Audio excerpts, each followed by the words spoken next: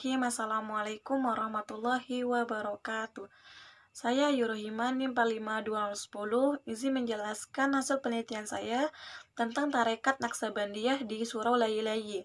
Surau Layi-Layi merupakan surau yang terletak di Desa Lasi, Kecamatan Canduang, Kabupaten Agam.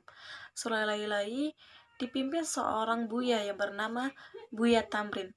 Buya Tamrin merupakan adik kandung dari Buya Damansuri yang merupakan pendiri dari tarekat Naksabandiyah di Desa Layi-Layi ini. Ajaran tarekat ini dibawa oleh Syekh Ismail Al-Minangkabawi. Syekh Ismail Al-Minangkabawi merupakan seorang tokoh utama yang menyebarkan tarekat Naksabandiyah di Sumatera Barat. Dalam persoalan jamaat atau pengikut, tarekat di Surau Layi-Layi ini lebih kurang memiliki 20 jamaat atau pengikut yang diketahui banyak berasal dari kalangan orang tua dan banyak berasal dari daerah tersebut.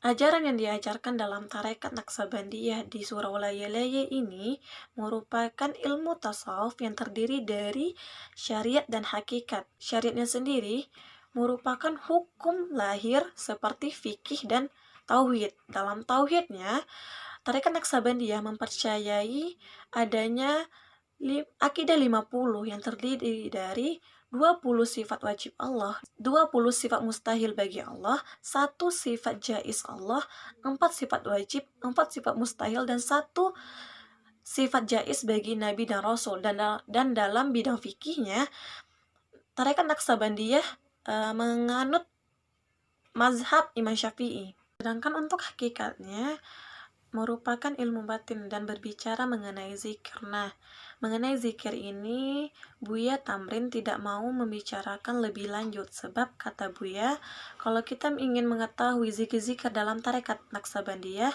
kita harus masuk suluk tersebut atau kita harus mengikuti proses-proses yang ada di suluk itu, baru kita bisa mengetahui zikir-zikir atau ajaran-ajaran yang lebih penting yang dianut dalam tarekat Naksabandiyah. Untuk zikir yang diajarkan dalam suluk tersebut diajarkan selama 40 hari bagi orang yang baru masuk dalam persulukan tersebut. Hal ini disandarkan atau dicontoh dari 40 hari Nabi Muhammad yang berkhalawat di Gua Hira.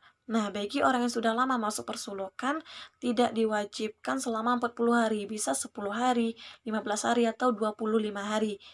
Nah, bagi orang yang baru masuk ini, diwajibkan untuk mengikuti suluk ini selama 40 hari, karena orang yang baru masuk ini kan dibaiat, sedangkan orang yang sudah lama masuk persulukan ini tidak diwajibkan, atau bisa dikatakan kapan mau kita untuk melakukan suluk tersebut.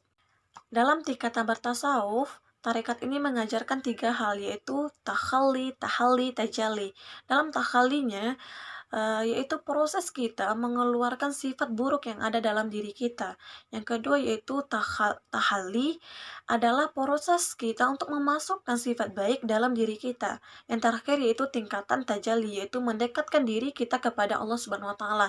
Inilah puncak bertasawuf dalam tarekat ini, yaitu mendekatkan diri kita kepada Sang Pencipta. Tarekat ini juga mempercayai bahwasanya akhirat adalah kehidupan yang abadi. Dunia sebagai ladang untuk kita beramal, maka hasilnya akan kita tuai atau kita terima di akhirat nanti. Dalam tarekat ini sangat berpegang teguh kepada hukum syariat Islam. Bagi seseorang yang melakukan perbuatan atau dosa besar, ia harus melaksanakan yang namanya taubat nasuha. Jika ingin taubatnya atau dosanya bisa ingin dihapus. Yang terakhir, dalam persoalan wanita, ternyata dalam suluk ini juga mengajarkan yang namanya wanita. Jadi tidak hanya laki-laki yang bersuluk pada surau itu, namun juga wanita ikut bersuluk. Tetapi antara duduk perempuan dan laki-laki itu dipisah atau beda tempatnya.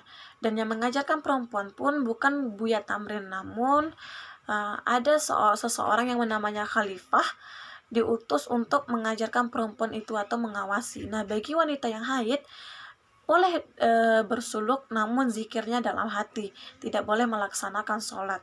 Inilah ajaran tarekat Naksabandiyah yang saya temui atau yang saya teliti di surau Layalaye. Banyak kurangnya saya mohon maaf. Assalamualaikum warahmatullahi wabarakatuh.